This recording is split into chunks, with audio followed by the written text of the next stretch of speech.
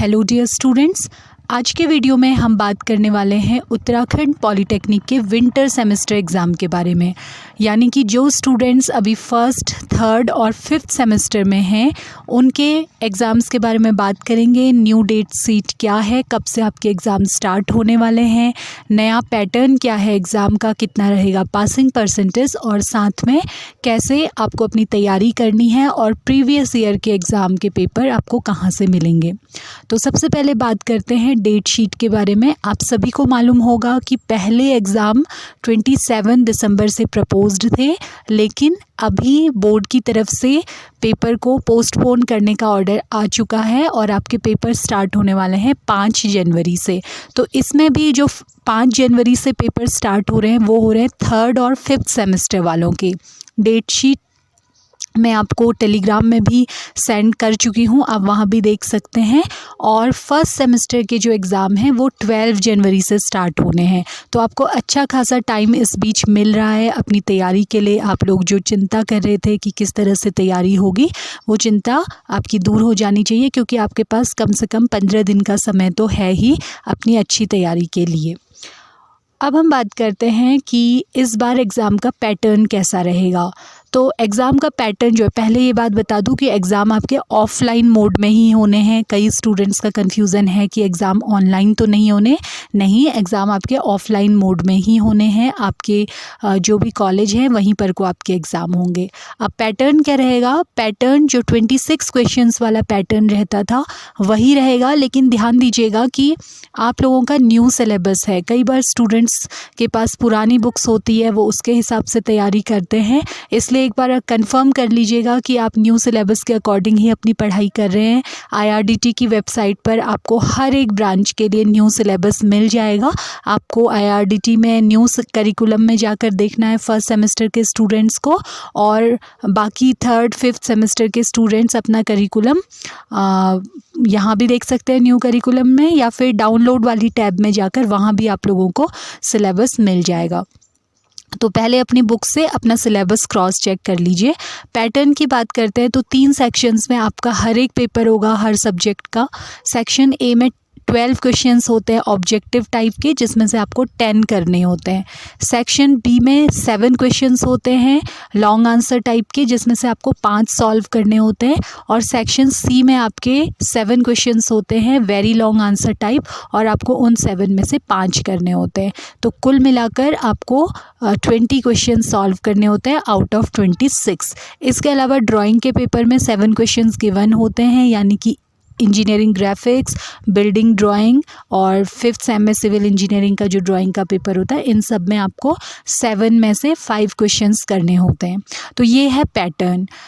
इसमें अलग अलग मार्क्स का पेपर होता है, जो उसके लिए मार्क्स अलग अलग डिसाइडेड रहते हैं। आप अपने स्क्रीन पर भी देख सकते हैं 50 मार्क्स का जो पेपर होता है, उसमें सेक्शन ए में हर क्वेश्चन 1 मार्क्स का, और सेक्शन बी में 3 मार्क्स का, और सेक्शन सी में 5 मार्क्स का होता है। जबकि 100 मार्क्स वाले पेपर में ये जो कंट्रीब्यूशन रहता है वो सेक्शन ए में 2 मार्क्स का, सेक्शन बी में 6 मार्क्स का, और सेक्शन सी में 10 मार्क्स का रहता है। तो इसे आप देखिएगा। बहुत इम्पॉर्टेंट क्वेश्चन जो बहुत बार स्टूडेंट्स मुझसे पूछते हैं कि पासिंग परसेंटेज कितना रहेगा। देखिए, न्यू सिलेबस में आपका जो पासिंग परसेंटेज है वो 25% हो गया है, यानी कि बहुत आसान आप लोगों के लिए हुआ है। सेमेस्टर एग्ज़ाम में जो एक्सटर्नल एग्ज़ाम आपका होता है, आपको केवल 25% लाने होते हैं थ्योरी में, यानी 50 में से 50 मार्क्स के पेपर में 13 मार्क्स, 100 मार्क्स के पेपर में 25 मार्क्स, और 80 मार्क्स के पेपर में 20 मार्क्स। तो इस तरह से केवल 25% में ही आप पास हो जाते हैं।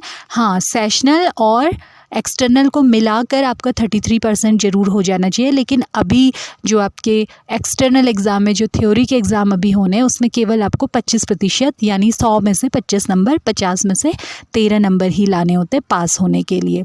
तो देखिए, सुनने में बहुत आसान दिखाई दे रहा है, इतना मुश्किल नहीं लग रहा है, लेकिन एग्ज़ाम में अक्सर बच्चों को ये 13 या 25 नंबर लाने में बहुत ज़्यादा मुश्किल होती है। इस बार तो ख़ास तौर पे आप लोगों के लिए थोड़ी परेशानी ज़्यादा है, क्योंकि आप लोगों को समय कम मिल पाया है। 30 अक्टूबर तक आप लोगों के एडमिशन ही चल रहे थे, उसके बाद दीपावली की छुट्टियां रही, स्टाफ इलेक्शन की ड्यूटी में भी बिज़ी है, तो पढ़ाई कम हो पाई और आपके साथ साथ आपके टीचर्स भी इस बात को लेकर चिंतित हैं।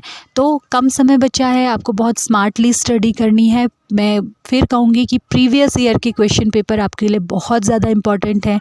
अगर आप पिछले 3 सालों के या 5 सालों के एक क्वेश्चन पेपर अच्छी तरह प्रिपेयर कर लेते हैं तो आप बहुत अच्छे मार्क्स ला सकते हैं। पास होने की तो फिर आपको चिंता ही नहीं करनी है। तो प्रीवियस ईयर क्वेश्चन पेपर आप लोग ज़रूर प्रिपेयर करें और ध्यान दीजिए न्यू सिलेबस के हों। न्यू सिलेबस के अभी केवल 2 साल ही न्यू सिलेबस के पेपर हो पाए हैं। 6 डिजिट का कोड होता है न्यू सिलेबस में, पेपर कोड, जैसे कि मैथ्स का होता है 991002, जबकि ओल्ड सिलेबस में 1002 होता था। तो ये आप ज़रूर क्वेश्चन पेपर में चेक कर लीजिए, उसके अकॉर्डिंग आप अपनी तैयारी कीजिए। अब प्रीवियस ईयर क्वेश्चन पेपर कहाँ से मिल सकते हैं? देखिए, फर्स्ट सेमेस्टर के जितने भी स्टूडेंट्स हैं उनको प्रीवियस ईयर क्वेश्चन पेपर मैंने टेलीग्राम पे अपलोड किए हैं, मैं फिर उनको अपलोड कर दूंगी, आप वहाँ जाके ज़रूर देख लीजिए। थर्ड और फिफ्थ सेमेस्टर के जो स्टूडेंट्स हैं उनके सिविल इंजीनियरिंग ब्रांच के क्वेश्चन पेपर तो मैंने अपलोड किए हुए हैं, बाकी मेरे पास अवेलेबल नहीं है। आप लोग अपने कॉलेज से भी ले सकते हैं, अपने सब्जेक्ट टीचर से, या फिर कॉलेज की लाइब्रेरी में होते हैं वहाँ से आप प्रीवियस ईयर क्वेश्चन पेपर ले सकते हैं और उसको ज़रूर आप प्रिपेयर कीजिए, आपको बहुत आसानी होगी तैयारी में।